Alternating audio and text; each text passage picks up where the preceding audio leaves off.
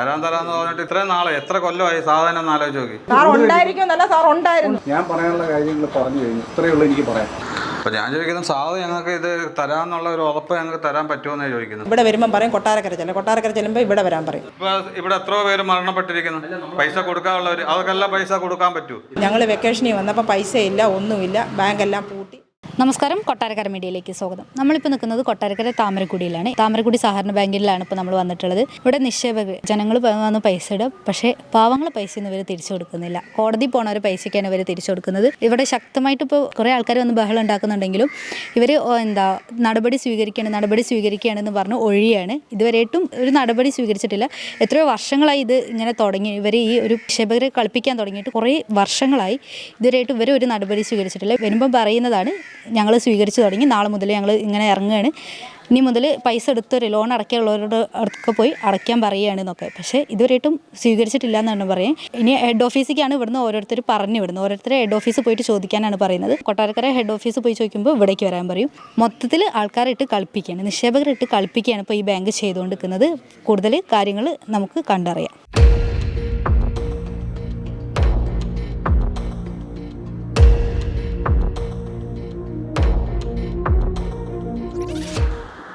എന്നെ സംബന്ധിച്ച് പറയുകയാണെന്നുണ്ടെങ്കിൽ നമുക്ക് കിട്ടാനുള്ള തുകകൾ അടയ്ക്കാനുള്ള ആളുകളുടെ കയ്യിൽ ഈടാക്കിക്കൊണ്ട് നിക്ഷേപത്തോടെ ഇപ്പോൾ അടയ്ക്കാനുള്ള ഞാൻ ചോദിക്കുന്നത് അടയ്ക്കാനുള്ളത് ആരടയ്ക്കും ഇനി ബാങ്കിൽ?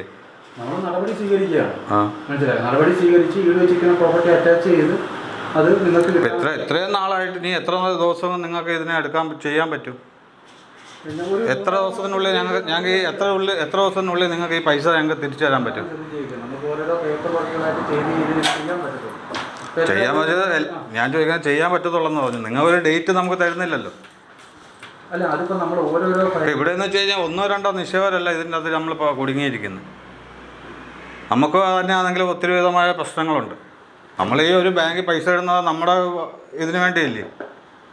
നമ്മുടെ പിള്ളേരെ പഠിപ്പിക്കണം, നമ്മുടെ പിള്ളേർക്ക് കാര്യങ്ങൾ നടത്തണം, നമ്മുടെ കാര്യങ്ങൾ നടക്കണം. ഇതിനല്ലേ നമ്മുടെ മുറ്റത്തൊരു ബാങ്കിൽ നമ്മൾ പൈസ കൊണ്ടിട്ടത്. ഞാനിപ്പം ചെയ്തു കഴിഞ്ഞാൽ നമ്മൾ നിയമപ്രകാരമുള്ള നടപടികളിലൂടെ കിട്ടാനുള്ള ഈടാക്കി എടുക്കുക എന്നുള്ളതേ ഉള്ളൂ. മനസ്സിലായി? അങ്ങനെ ഈടാക്കി ഉടനെ തന്നേക്കാം. നമുക്കൊരു 3-4 മാസത്തിനുള്ളിൽ നടപടി ആക്കാൻ ആ കാര്യത്തിൽ നിങ്ങൾ വിഷമിക്കണ്ട. ഹലോ, സാറിൻ്റെ പേരെന്തോ? എൻ്റെ പേര് അൽകുമാരി. ഞാൻ AND ഇൻസ്പെക്ടറാണ്. ഏതാ? AND ഇൻസ്പെക്ടറാണ്. റിക്കവറി നടപടികൾക്ക് ചുമതലപ്പെട്ട ഉദ്യോഗസ്ഥനാണ്. ഇപ്പോൾ ബാങ്കിന് കിട്ടാനുള്ള തുകകൾ അതിൻ്റെ കണക്കെടുക്കാൻ അതിൻ്റെ പേപ്പർ വർക്കുകളൊക്കെ ചെയ്തുകൊണ്ടിരിക്കുന്നു. അപ്പോൾ നടപടി എത്രയും പെട്ടെന്ന് അത് പൂർത്തീകരിച്ചുകൊണ്ട് നമുക്കത് ചെയ്യാം. അതിന് നിങ്ങൾ വിഷമിക്കേണ്ട കാര്യമൊന്നുമില്ല. വിഷമിക്കേണ്ടതെന്ന് വെച്ചാൽ അതുകൊണ്ടല്ലേ ഇത്രയും നാൾ ഞങ്ങളെങ്ങനെ വിഷമിക്കുന്നത്? തരാന്ന് പറഞ്ഞിട്ട് ഇത്രയും നാളെ എത്ര കൊല്ലമായി സാധനം ഒന്ന് ആലോചിച്ച് നോക്കി. മനസ്സിലായി? ഞാനിവിടെ ജോലി ചെയ്തിട്ട് 6-7 മാസം. എല്ലാവരും ഇതാ പറയുന്നത്. എല്ലാവരും ഇതൊക്കെ തന്നെയാണ് പറയുന്നത്. ഞാനിപ്പോൾ ഇന്നലെ വന്നതേ ഉള്ളൂ. എനിക്ക് ഇപ്പോൾ അനീഷിൻ്റെ അടുത്ത് നമ്മൾ പോയി കഴിഞ്ഞാൽ അനീഷ് എന്താ പറയുന്നത്? ഞാൻ അങ്ങോട്ട് വരുന്നില്ല, എനിക്ക് തന്നെ നിങ്ങൾ അവിടെ പോയി സംസാരിക്കും. അവിടെ ഉള്ള നിങ്ങൾ ഏത് ബാങ്കിലാണ് പൈസ അടച്ചതെന്ന് അവിടെ നിന്ന് എന്നിങ്ങനെ പൈസ വാങ്ങിക്കുന്ന അവർ പറയുന്നത്. ഇത് ചെയ്യാൻ സുഹൃത്തെ, നമ്മളിപ്പോൾ ഇങ്ങനെ അന്യോന്യം വഴക്ക് പറഞ്ഞിട്ടോ വഴി പറഞ്ഞിട്ടോ കാര്യമില്ല. നിങ്ങൾ കുറച്ചുകൂടി ക്ഷമ കാണിക്കും. നമ്മൾ ഇത് എത്രയും പെട്ടെന്ന് ഇത് ചെയ്യാം. ഞങ്ങൾ ഡിപ്പാർട്ട്മെൻറ്റ് മാക്സിമം അതിന് വേണ്ടിയിട്ടാണ് ട്രൈ ചെയ്യുന്നത്. മനസ്സിലായി? അപ്പോൾ ഈ കിട്ടാനുള്ള തുക ഈടാക്കി എടുക്കുക എന്നുള്ളതെല്ലാം ഉണ്ട്. അങ്ങനെ കിട്ടിയാൽ നിങ്ങൾക്ക് പണം തിരിച്ചേരാൻ പറ്റും. ഈടാക്കാനുള്ള സ്ഥലങ്ങൾ നമുക്കുണ്ടോ ഇതിന്? ഉണ്ട്, ഈടാക്കാനുള്ള പ്രോപ്പർട്ടികളൊക്കെ ഉണ്ട്. അതിൻ്റെ കണക്കാണ് ഞാനിപ്പോൾ എടുത്തുകൊണ്ടിരിക്കുന്നത്. 68ഓളം വായ്പകൾ വസൂലിക്കാൻ വേണ്ടി കൊടുത്തിട്ടുള്ളതാണ്. 68? അത് നമ്മൾ 68 എന്ന് പറഞ്ഞാൽ എണ്ണമാണ്. അപ്പോൾ അത് നമുക്ക് പരമാവധി ഈ നോട്ടീസുകൾ കൊടുക്കുമ്പോൾ തന്നെ കുറേ ആളുകളൊക്കെ അടവ് വരും. അതങ്ങനെ വരുന്നത് ആ രീതിയിൽ. അതല്ലാത്തത് നമ്മൾ അറ്റാച്ച്മെൻറ്റ് നടപടികളിലൂടെ ഈടാക്കി എടുക്കുകയും ചെയ്യും. അപ്പോൾ ഞാൻ ചോദിക്കുന്നത് സാധനം ഞങ്ങൾക്ക് ഇത് തരാമെന്നുള്ള ഒരു ഉറപ്പ് ഞങ്ങൾക്ക് തരാൻ പറ്റുമെന്നാണ് ചോദിക്കുന്നത്. സാധനം അല്ല, അത് ഓരോരോ നടപടികൾ ചെയ്ത് വരുമ്പോഴെല്ലാം അപ്പോൾ കാലം കഴിയത്തില്ലേ? കാലമൊന്നും കഴിയില്ല. ഇപ്പം എൻ്റെ കാലം കഴിഞ്ഞിട്ട് ഇത് കിട്ടിയിട്ട് നമുക്ക് എന്താ ചെയ്യാനാ? എൻ്റെ മക്കൾക്ക് ഇത് കിട്ടത്തില്ലല്ലോ. കിട്ടൂ? എൻ്റെ അക്കൗണ്ടിൽ കിടക്കുന്നത് ഞാനിപ്പോൾ ഇവിടെ എത്രയോ പേര് മരണപ്പെട്ടിരിക്കുന്നു. പൈസ കൊടുക്കാനുള്ളവർ അവർക്കെല്ലാം പൈസ കൊടുക്കാൻ പറ്റൂ? അങ്ങനെ നഷ്ടപ്പെടത്തില്ല. അത് നിങ്ങൾ മനസ്സിലാക്കും. നഷ്ടപ്പെടത്തില്ല. അത് ഇപ്പോൾ നിങ്ങൾക്ക് തന്നെ കിട്ടും. നിങ്ങൾക്ക് അതിനനുസരിച്ചുള്ള പ്രായമൊന്നുമായിട്ടില്ലല്ലോ. അല്ല, പ്രായത്തിൻ്റെ കാര്യമല്ല പറഞ്ഞത്. ഇപ്പം നമ്മളിപ്പോൾ സാധിപ്പോൾ ഒരു ബാങ്കിൽ കൊണ്ടിട്ടിട്ട് സാധു അതാണ് നമുക്ക് ഇത് കിട്ടും എന്ന് പറഞ്ഞ് നോക്കിയിരിക്കാൻ പറ്റും. അത് ശരിയാ, പറയുന്നത് ശരിയാണ്. ആണോ? പക്ഷേ ഇപ്പോൾ എന്നെ സംബന്ധിച്ചെന്ന് പറഞ്ഞു കഴിഞ്ഞാൽ ഇത് നടപടിയാക്കുക എന്നുള്ളതേ ഉള്ളൂ. മനസ്സിലായി? അത് മാക്സിമം ഞാൻ വേഗത്തിൽ ചെയ്തു തരാം. അല്ല ഇപ്പോൾ സാധന്മാർ വന്നു കഴിഞ്ഞാൽ ഇത് തന്നെയാണ് നമ്മളോട് പറയുന്നത്. നമ്മൾ പോകും, നമ്മൾ നോക്കിയിരിക്കും. ഇതിന് ഇത്ര നാളുമായിട്ട് നമുക്കൊരു തീരുമാനം ഉണ്ടാകുന്നില്ല. സാധനം അത് ഞാൻ ചോദിക്കുന്ന സാധനത്തെ ഉത്തരവാദിത്തോടെ നമുക്ക് ഈ പൈസ തരാമെന്നുള്ള ഒരു ഉറപ്പ് ഞങ്ങൾക്ക് തരുവാണെങ്കിൽ എന്ന് വരണമെന്ന് വെച്ചാൽ ഞങ്ങൾ വരാം. അതൊരു ഡേറ്റ് സാധനം തന്നു കഴിഞ്ഞാൽ നമ്മൾ ആ ഡേറ്റിൽ വരാം. നമുക്ക് പറ്റത്തില്ല.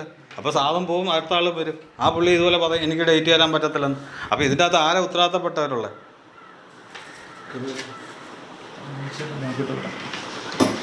ഞാൻ പറഞ്ഞല്ലോ, നമ്മളിപ്പോൾ ഓരോരോ മാസവും നമ്മുടെ ഓഫീസിൽ ജില്ലാ ഓഫീസറുടെ റിവ്യൂ മീറ്റിംഗ് നടക്കുന്നതാണ്. അപ്പോൾ അതിലെല്ലാം ഇത് ചർച്ചയാണ്. അപ്പോൾ കർക്കശമായിട്ടുള്ള നിർദ്ദേശമാണ് നമുക്ക് രജിസ്റ്റർ. അതുപോലെ കോടതിയിൽ പോയ ആൾക്കാർക്കെല്ലാം പൈസ കൊടുത്തില്ലേ? ഫണ്ടെല്ലാം കൊടുക്കാം.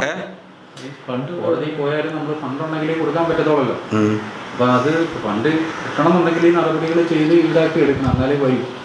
ഗോപാല സാധനം കിട്ടിയെന്ന് പറഞ്ഞ പൈസ കോടതിയിൽ പോയിട്ട് അപ്പോൾ ഇപ്പോൾ നമ്മൾ കൊട്ടാരക്കര ചെന്നാലും അവർ പറയുന്നത് നിങ്ങൾ കോടതിക്ക് പോകും. നമ്മൾ ഈ തുച്ഛമായിട്ടുള്ള പൈസയൊക്കെ കോടതിയിൽ പോയാൽ നമുക്ക് ഇതിൻ്റെ അകത്ത് എന്തോ കാര്യമുള്ളത്? നമ്മൾ കോടതി കയറി ഇറങ്ങാൻ പറ്റുമോ? നമ്മൾ വല്ല ജോലിക്ക് പോകാൻ പറ്റുമോ? ഇതിൻ്റെ പുറകെ നടക്കാൻ പറ്റുമോ? ഏതാ 350. മാക്സിമം വേഗത്തിൽ അത് ചെയ്തു തരാം. നമ്മൾ സമാധാനം കൊടുക്കുക, നമുക്കത് ചെയ്യാം. നിങ്ങളും കൂടെ സഹകരിക്കണം. നമ്മൾ സഹകരിക്കാതെ ചോദിച്ചു നോക്ക്. ഇവർക്കൊക്കെ അറിയാം. എന്നുവെച്ചാൽ സാധനം അറിയാവുന്ന കാര്യം. ഇതെല്ലാവർക്കും നമ്മൾ എന്ന് വെച്ച് കഴിഞ്ഞാൽ നമ്മൾ അതുപോലെ ഇവരുടെ കൂടെ നിൽക്കുന്നത്. നമുക്ക് എങ്ങനെയെങ്കിലും ഈ ബാങ്ക് ഇനി മുമ്പോട്ട് പോകണമെങ്കിൽ മുമ്പോട്ട് പോകാനും നമ്മൾ സഹകരിക്കാം. പക്ഷേ നമ്മുടെ കാര്യങ്ങൾ നമുക്ക് നടപ്പിലായില്ലെങ്കിൽ പറ്റുമോ? ഇപ്പോൾ സാധനം ഞാനൊരു 5000 രൂപ അല്ലെങ്കിൽ 1 ലക്ഷം രൂപ തരാനുണ്ടെങ്കിൽ സാധനം വീട്ടിൽ കയറി ഇറങ്ങത്തില്ലേ? ആ പൈസ വാങ്ങിക്കാതെ പോവോ? അപ്പോൾ ഇപ്പോഴത്തെ ഈ പ്രശ്നം എന്ന് വെച്ച് കഴിഞ്ഞാൽ ആരുടെയും കയ്യിൽ പൈസ ഇല്ല. നമ്മളെന്ത് ചെയ്യും? നമ്മൾ കിട്ടാനുള്ളിടത്തല്ലേ നമ്മൾ ചോദിക്കാൻ പറ്റൂ. അതല്ലേ ഞാൻ പറഞ്ഞത്. നമ്മളിപ്പോൾ ഇങ്ങനെ വെറുതെ സംസാരിച്ചുകൊണ്ട് സമയം കളയേണ്ട കാര്യമുണ്ട്. ഇപ്പം തന്നെ ഇത്രയും സമയം പോയി. നമുക്ക് ഈ നടപടി കൊണ്ട് രേഖപ്പെടുത്തി എടുക്കണ്ടേ? അപ്പോൾ അതിന് നിങ്ങളോട് നോട്ടീസ് കൊടുക്കാനായിട്ട് വീഡിയോയിൽ ഇന്ന് ലോൺ എടുത്തവരുടെ അതിൻ്റെ ലിസ്റ്റ് തയ്യാറായിക്കൊണ്ടിരിക്കുകയാണ്. നാളെ മുതൽ ഇറങ്ങാൻ അറിയിപ്പ് കൊടുക്കാൻ ഇന്ന് മുതൽ ഇറങ്ങുമോ? എൻ്റെ പരിപാടിയാണ്. അല്ല, ഞാൻ പറഞ്ഞ അണ്ണൻ എനിക്കൊരു ഡേറ്റ് തന്നാൽ മതി. ഇയാളുടെ പൈസ ഞാൻ എനിക്ക് തരാൻ പറ്റും, ഇത്ര ദിവസത്തിനുള്ളിൽ തരാൻ പറ്റും. നമ്പർ ഞാൻ അത് നേരത്തെ പറഞ്ഞ കണക്കല്ല. നമ്മൾ എന്തെങ്കിലും ഒരു മുമ്പോട്ട് പോകാനുള്ള ഒരു കാര്യങ്ങളാണ് ചെയ്തുകൊണ്ടിരിക്കുന്നത്. സാറ് കണ്ട് അവിടെ നിന്ന് ഇവിടെ വന്ന് ചെയ്യാം, ഇവിടെ വന്ന് ചെയ്തുകൊണ്ടിരിക്കുക. അവിടെ നിന്ന് ഇവിടെ വന്ന് ചെയ്യുക. അതിന് ഉള്ള കാര്യങ്ങൾ പ്രവർത്തിക്കാനുള്ള കാര്യങ്ങൾ ചെയ്തുകൊണ്ടിരിക്കുക. അത് നമ്മുടെയൊക്കെ പൈസ തരാൻ വേണ്ടിയിട്ടാണ്. വിൽസൻ്റെ മാത്രമല്ലല്ലോ, ഒത്തിരി വേറെ വിഷയങ്ങളില്ല. ശരിയാണ്. നമുക്കെന്ന് വെച്ച് കഴിഞ്ഞാൽ നമുക്കല്ലേ ഇപ്പോൾ ബുദ്ധിമുട്ടിട്ട് കൂടിയൊക്കെ വന്നിരിക്കുന്നത്. പിള്ളേരുടെ കാര്യത്തിനായാലും അതിനും ഇതിനും എല്ലാം നമുക്ക് ഇപ്പോൾ മറ്റൊരു മാർഗ്ഗവും ഇല്ലല്ലോ. മാക്സിമം വേഗത്തിൽ ചെയ്തു തരാം. അത് എനിക്ക് പറയാമോ? നമ്മളത് ചെയ്യും. അതിൽ സംശയവും വേണം. ഇതൊന്ന് കൊടുക്കട്ടെ. ഇപ്പോൾ ആളുകളുടെയൊക്കെ കണക്കെടുത്തുകൊണ്ട് നേരത്തെ ചെയ്യാൻ ഒക്കത്തില്ലായിരുന്നു. ഈ കൊറോണയും പിന്നെ ഇതൊക്കെ വന്നുകൊണ്ട് മോറട്ടോറിയം പ്രഖ്യാപിച്ചിരിക്കുകയാണ്. അതുകൊണ്ട് ജപ്തിയൊന്നും ചെയ്യാൻ പറ്റത്തില്ലായിരുന്നു. ഇപ്പോൾ അതൊക്കെ മാറി. അപ്പോൾ അത് മാറിയത് പ്രകാശേട്ടാ, ഞാൻ പറഞ്ഞതെന്ന് വെച്ചാൽ ആർക്കും ഇതിനെക്കുറിച്ചൊരു ഇത് പറയാൻ പറ്റുന്നില്ല. നമ്മളത് പറയാം ഇന്ന ദിവസം നമുക്ക് ചെയ്യാം അല്ലെങ്കിൽ തരാനുള്ള ആരും ഒരു ഗ്യാരണ്ടി പറയുന്നില്ല. അതുകൊണ്ടാണ് അതാണ് ഞാൻ പറഞ്ഞത്.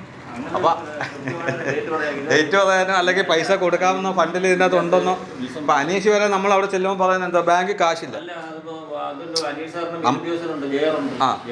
സാധനോട് ചോദിച്ചു കഴിഞ്ഞാൽ പറയുന്നത് ഞങ്ങൾക്ക് അത് താമസം അല്ലെങ്കിൽ ഞങ്ങൾ കൊടുത്തിരിക്കുക. നമ്മൾ ഓരോ കാര്യങ്ങൾ പറഞ്ഞ് ഒഴിച്ച് വിടുക.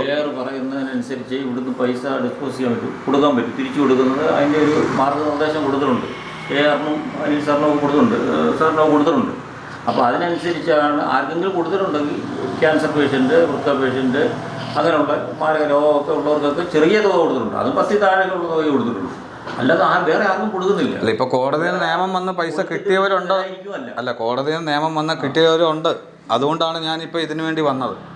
അതിപ്പം നമുക്ക് അങ്ങനെ ഇപ്പം കോടതിയിൽ നിന്നല്ല എല്ലാവർക്കും ഇവിടെ ഡെപ്പോസിറ്റുകാർക്ക് തിരിച്ചു കൊടുക്കേണ്ട ഇതുണ്ടല്ലോ. അപ്പോൾ അത് വിൽസൺ ഉൾപ്പെടെ തരാനുള്ള ഒരു ഇതിൻ്റെ ഭാഗമായിട്ടുള്ള നടപടിക്രമമാണ് ചെയ്തുകൊണ്ടിരിക്കുന്നത്. നേരത്തെ പറ്റത്തില്ല. അത് ചെയ്തേ പറ്റൂ. അത് തന്നിട്ടുണ്ട്. വിൽസന് പാർത്ഥസാറിൽ നിന്നപ്പം വിൽസൺ തന്നെ അത് എവിടൊക്കെ പോയെന്നറിയാം.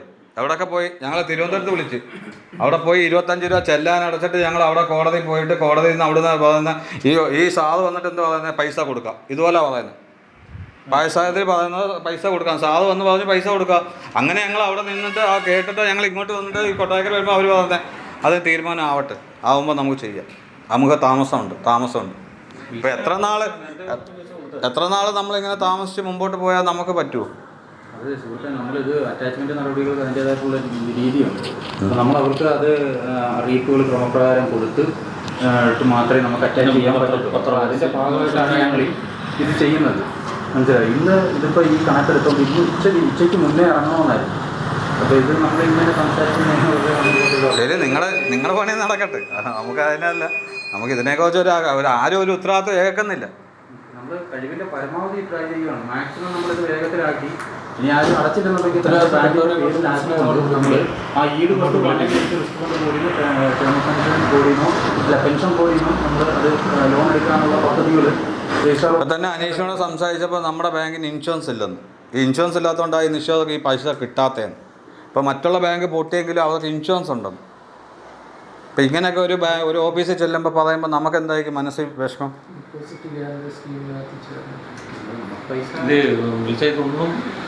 ഇതൊന്നും നേരത്തെ ഇതൊരു ബാങ്കിന് വേണ്ടുന്ന കാര്യങ്ങളൊക്കെ ഉണ്ടല്ലോ. ഞങ്ങളിപ്പോൾ ഞങ്ങൾ കുറച്ച് നാളായാലും കയറിയിട്ട് ഞങ്ങളിത് ഒന്നേന്ന് ഉണ്ടാക്കിക്കൊണ്ടിരിക്കുക. ഇപ്പം തന്നെ ഈ ലോൺ കിട്ടാൻ വേണ്ടിയിട്ട് ഇവിടെ രജിസ്ട്രേഷൻ സർട്ടിഫിക്കറ്റ് ഒന്നും ഇല്ല. എല്ലാം ഞാനും അരുണും കൂടെ പോയി കൊല്ലത്തും തിരുവനന്തപുരത്തും പോയി ഇതെല്ലാം നമ്മുടെ മന്ത്രി പൈസ തരാൻ വേണ്ടിയിട്ടുള്ള ശ്രമത്തിൻ്റെ ഭാഗമായിട്ടുള്ളതാണ്. ചിട്ടിയാണ് കൊടുത്തിരുന്നത്. 2 ലക്ഷത്തിൻ്റെ ഒരു ചിട്ടിയാണ് കൊടുത്തത്. മാസം 5000 രൂപ വെച്ച് വേണു സാർ ഇരുന്നപ്പോഴാണ് നമ്മൾ ഇവിടെ ചേർത്ത്. എനിക്ക് ഒരുപാട് അക്കൗണ്ട് ഉണ്ടായിരുന്നു. അപ്പം എൻ്റെ ഭർത്താവ് ഗോവയിലായിരുന്നു. അപ്പം ഞങ്ങളെല്ലാം ഫാമിലിയായിട്ട് ഗോവയിലായപ്പോൾ മാസം തോറും എൻ്റെ ചേട്ടൻ്റെ അച്ഛൻ്റെ കയ്യിൽ ഇങ്ങനെ പൈസ അയച്ചു കൊടുത്ത് മാസം തോറും 5000 രൂപ മൈലത്ത് ബാങ്കിൽ അടച്ചുകൊണ്ടിരുന്നതായിരുന്നു. ചിട്ടി ഞങ്ങൾ 2011 പിടിച്ചത്. 11 പിടിച്ചു. 10000 രൂപ ലേലം ചെയ്ത് ഞങ്ങൾ പിടിച്ചു. ഞങ്ങൾ വെക്കേഷനിൽ വന്നപ്പോൾ പൈസയില്ല, ഒന്നുമില്ല, ബാങ്കെല്ലാം പൂട്ടി ഇതായി കിടക്കുക. എന്നിട്ട് 2000, 3000, 5000 വെച്ച് ഞങ്ങളുടെ അച്ഛൻ്റെ ചില്ലറ ഞങ്ങളുടെ അച്ഛൻ കയറി ഇറങ്ങി. ഞങ്ങളുടെ അമ്മായി ഇപ്പം അവിടെ കയറി ഇറങ്ങി. വീട്ടുവാതക്കല്ല, പോകുന്ന വഴിയാണ്. അപ്പോൾ അവിടെ കയറി ഇറങ്ങി കുറച്ച്. ഇനി എനിക്ക് 1,500,000 രൂപയ്ക്കകത്തുണ്ട്. ഇപ്പം ഞാൻ കൊട്ടാരക്കര 2.5 വർഷം കൊറോണ കഴിഞ്ഞപ്പോൾ തൊട്ട് ഞങ്ങൾ ഗോവയിൽ നിന്നെല്ലാം ഇനി വന്നു. ഇപ്പം ഞങ്ങൾ കൊട്ടാരക്കര കയറി ഇറങ്ങി. അനീഷ് സാറുമായിട്ട് ഇടപെട്ടു. ഇപ്പോൾ ഇവിടെ വന്നു പറഞ്ഞു കൊട്ടാരക്കര പോയി പറയാൻ പറഞ്ഞു. അവിടെ ചെന്ന് പറഞ്ഞപ്പം അവിടെ ഒക്കത്തില്ല, അവിടെ നിന്ന് പിന്നെ ഇവിടെ വരും. ചുരുക്കം പിന്നെ ഞങ്ങളുടെ പൈസ 30,000 രൂപ ബോണ്ട് വെച്ചാൽ എനിക്ക് ലേലം തന്നത്. ആ ബോണ്ട് ഞങ്ങൾ വന്നപ്പോൾ ആ 30,000 രൂപ 25,000 രൂപയാക്കി. 5,000 രൂപ അതിനകത്തുമില്ല. എന്നിട്ട് ഞങ്ങൾ മൊത്തം പൈസ അടച്ചു. 1 രൂപയില്ല. എൻ്റെ എങ്ങാണ്ട് 9,000 രൂപയോളം പാസ്ബുക്കിൽ ഇവിടെ ഇട്ടിട്ടുണ്ടായിരുന്നു. ഇവിടെ വരുമ്പോൾ ചില്ലറയെല്ലാം ഇട്ടിട്ടുണ്ടായിരുന്നു. അതിന് പലിശ പോലും തരാതെ ആ മുതൽ ഞാൻ ഇന്നാൾക്ക് വന്നപ്പോൾ കൂട്ടി എഴുതി ഇട്ടിട്ടുണ്ട്. എനിക്ക് ഈ പൈസ കിട്ടണമെന്ന് വെച്ചാൽ എൻ്റെ കൊച്ചുങ്ങളുടെ പഠിത്തത്തിന് വേണ്ടി, എൻ്റെ വീട് പണിക്ക് വേണ്ടിയാണ് ചെയ്തത്. പക്ഷേ എൻ്റെ കൊച്ചുങ്ങൾ പഠിച്ച് അവർക്ക് ഫീസ് അടയ്ക്കാനും ജോലിക്കുമായിരുന്നു ചെയ്തിരുന്നത്. ഇപ്പം ഞങ്ങൾ നാട്ടിൽ വന്ന് ഞങ്ങളുടെ കാര്യങ്ങൾ ഞങ്ങൾ കുടുംബമായിട്ടൊക്കെ കഴിയും. അങ്ങ് വലിയ വിഷമമാണ്. അന്ന് തൊട്ട് ഞാനിവിടെ കയറി ഇറങ്ങുക. 1 രൂപയില്ല. ഇവിടെ വരുമ്പം പറയും കൊട്ടാരക്കര ചെല്ലുമ്പോൾ ഇവിടെ വരാൻ പറയും. പ്രകാശനുമായിട്ട് ഇടപെട്ടപ്പം പ്രകാശ് എന്നോട് പറഞ്ഞു 6 മാസത്തെ ലീവാന്ന് പറഞ്ഞു. എന്നെ ഇനി വിളിക്കുകയേ വേണ്ടെന്ന് പറഞ്ഞു. പിന്നെ അനീഷ് സാർ പറഞ്ഞു അരുണിൻ്റെ നമ്പരാന്ന് പറഞ്ഞു. അരുണിൻ്റെ നമ്പർ വന്നു. അരുണിനെ വിളിച്ചപ്പോഴും പറഞ്ഞു 4 ദിവസം കഴിയട്ടെ, 5 ദിവസം കഴിയട്ടെ, ഇങ്ങനെ വിളിച്ചുകൊണ്ടിരിക്കുക. ഒരു നിവൃത്തിയില്ല. എൻ്റെ സ്വർണ്ണമല്ല ഞാൻ പണയം വെച്ച എൻ്റെ കാര്യങ്ങളൊക്കെ ഇപ്പം മുമ്പോട്ട് പോകുന്നത്. ഒരു നടപടിയില്ല. ഞാൻ ചിട്ടി പൈസ വെച്ച് എനിക്കിവിടെ ഒരു ലോൺ, അതുമല്ല എൻ്റെ സ്വന്തം ആങ്ങള ലോൺ ഉണ്ടായിരുന്നപ്പോൾ അവൾ എൻ്റെ നാത്തൂൻ അവൻ മരിച്ചുപോയി. അവൻ്റെ മോടെ കല്യാണം കഴിഞ്ഞ ഡിസംബറിലായിരുന്നു. അവൾക്ക് ലോണിൻ്റെ ബാധ്യത സർട്ടിഫിക്കറ്റ് വേണമായിരുന്നു. അപ്പോൾ ഈ ലോൺ അടച്ച് ബാധ്യത സർട്ടിഫിക്കറ്റ് വാങ്ങിക്കാൻ പ്രകാശനെ വന്ന് കണ്ടപ്പം അവർക്കൊരു 35,000 രൂപയുടെ ലോണായിരുന്നു. 79,000 രൂപ ഒരു പേപ്പർ വീട്ടിൽ അയച്ചാൽ വരെ 250 രൂപ അവർ കമ്മീഷൻ എടുത്തു. എന്നിട്ട് ഞാനൂടെ ഇവിടെ വന്ന് പറഞ്ഞു ചേച്ചിയുടെ പൈസ ആങ്ങളുടെ പൈസ ഇവിടെ കൊണ്ട് അടയ്ക്കുമ്പം ചേച്ചിക്ക് തരാമെന്ന് പറഞ്ഞ് അവൾ എന്നെ വിളിച്ചു. ഞാൻ ആ ഉച്ച സമയത്ത് ഇവിടെ വന്നു. അരുണും പ്രകാശും മാത്രമേ ഉള്ളായിരുന്നു. എന്നിട്ട് ഈ 10,000 രൂപ കൈ നീട്ടി ചോദിച്ചണെങ്കിൽ ഇവർ തന്നില്ല. എൻ്റെ ആങ്ങളുടെ പൈസ ഇവിടെ ലോൺ കൊണ്ട് പലിശ സഹിതം അടച്ചപ്പോൾ ഇവർ കൊട്ടാരക്കര കൊണ്ടിടാൻ പോകാമെന്ന് പറഞ്ഞു. ഇട്ട് കഴിഞ്ഞിട്ട് ഇത് സാറന്മാർ തരത്തുള്ളതെന്ന് പറഞ്ഞു. ഞങ്ങളതങ്ങ് വിശ്വസിച്ചു. ഞാൻ 10,000 രൂപ കൈ നീട്ടി ചോദിച്ചണക്ക് പോലും തന്നില്ല കഴിഞ്ഞ വർഷം. എന്നിട്ട് ഇത്രയും ദിവസം കൊണ്ട് കയറി ഇറങ്ങണക്ക് എനിക്ക് 1 രൂപ തന്നിട്ടില്ല. 10,000 രൂപ എനിക്ക് തന്നത്. മൊത്തത്തിൽ ഇനി എനിക്ക് 1,500,000 രൂപ തരാനുണ്ട്. എനിക്കതുകൊണ്ട് പൈസ തരണം. ഞാൻ അതിനെ ഇവിടെ വന്ന് വിളിച്ച് ഫോൺ മടുത്ത് ഇവരെടുക്കത്തില്ല. അവർക്ക് അവരുടേതായ കാര്യം. ലോൺ ഇങ്ങനെ അടയ്ക്കട്ടെ, ജിപ്തി ചെയ്യട്ടെ, ഇങ്ങനെ എത്ര വർഷം, ഇപ്പോൾ 2.5 വർഷം കൊണ്ട് എന്നെ പറഞ്ഞ് പറ്റിച്ചുകൊണ്ടിരിക്കുക. ഇന്ന് രാവിലെ ഞാൻ അതിനാണ് വന്നത്. കൊണ്ടുപോയി ഉപയോഗിച്ചവരെയൊക്കെ നമുക്കറിയാം. ഈ നാട്ടിലുള്ളവരാണ്. ഞാൻ ഈ നാട്ടുകാരിയാണ്. പക്ഷേ എനിക്കിതിൻ്റെ കാശ് തന്നാൽ മതി. എനിക്കല്ലാതെ മറ്റേ പ്രൊഫഷൻ. ഞാൻ ഇന്നിപ്പോൾ ഇവിടെ വന്നത് ഞാൻ മീഡിയ വിളിക്കുമെന്ന് പറഞ്ഞ് പറയാൻ വന്നത്. അപ്പോൾ എന്നോട് പറഞ്ഞു മീഡിയ വിളിക്കേണ്ട. ഞാൻ പറഞ്ഞു ആരെയായാലും ഞാൻ മീഡിയ വിളിക്കാൻ പോകും, ഞാൻ വാർത്ത കൊടുക്കാൻ പോകുന്നു. അപ്പോൾ എന്നോട് പറഞ്ഞു സമാനപ്പെടും ഇങ്ങനെ വന്ന് ഓരോരുത്തർ വന്ന് പുതിയ പുതിയ പേപ്പർ എടുക്കുക, ലോൺ എടുക്കുക, അടയ്ക്കുക, അവരെല്ലാം കൊണ്ടുവന്ന് അവരവരുടെ കാര്യങ്ങൾ സാധിക്കുക. ഈ പാവങ്ങൾക്കൊന്നും കൊടുക്കുന്നില്ല. ഇതുപോലെ ഞങ്ങളിവിടെ അദാലത്ത് വെച്ചു, കൈലാസ് ഓഡിറ്റോറിയം, ഞങ്ങളെല്ലാം വന്ന് പറ്റി പരാതി കൊടുത്തു. അതിനും ഒരു നടപടി ഉണ്ടായില്ല. നമുക്ക് നമ്മുടെ പൈസ നമ്മുടെ കുഞ്ഞുങ്ങൾക്ക് വേണ്ടി നമ്മുടെ കാര്യത്തിന് വേണ്ടി നമ്മൾ ഈ പൈസ കൊടുത്തത്.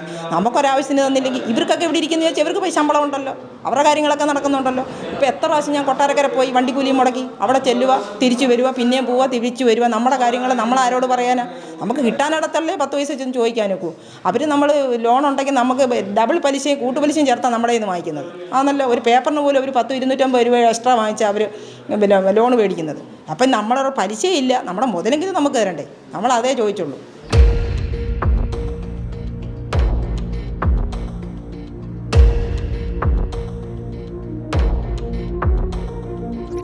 സാവ് പറഞ്ഞാൽ നമുക്ക് പൈസ തരുന്നതിന് കുഴപ്പമില്ല. ആര് പറഞ്ഞു? പ്രകാശം പറഞ്ഞു. ആര് പറഞ്ഞു? ഇപ്പം അവിടെ ചെന്നപ്പോൾ എവിടെ ചെന്നപ്പോൾ? താമരക്കുടി ചെന്നപ്പോൾ ഞാൻ പറഞ്ഞത് സാവ് പറഞ്ഞാലേ പൈസ തരാൻ നിയമമുള്ളത്.